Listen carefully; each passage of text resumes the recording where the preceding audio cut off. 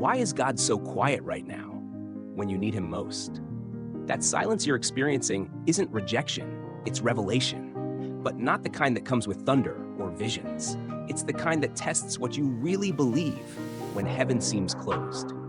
You're not being ignored, you're being invited into a deeper dimension of trust, where the absence of noise doesn't mean the absence of presence. The shocking truth is that God often hides himself right before he reveals the greatest things. Isaiah 45:15 says, "Truly, you are a God who hides himself." So if you're feeling abandoned, you're actually in rare company. Jesus himself cried out, "My God, why have you forsaken me?" on the cross, not because the Father had left him, but because silence was part of the plan of redemption. You see, God's silence is a setup. It exposes your idols, your impatience, your tendency to lean on emotions instead of promises.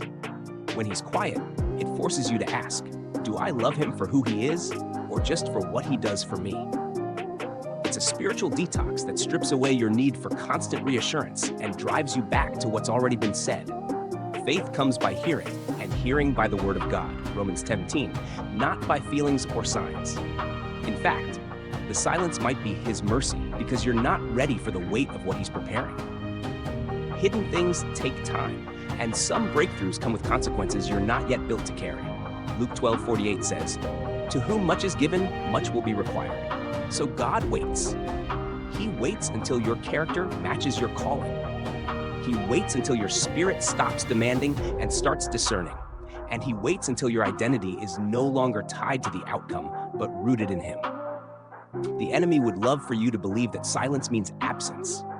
But the deeper reality is that silence is where warriors are trained, not coddled.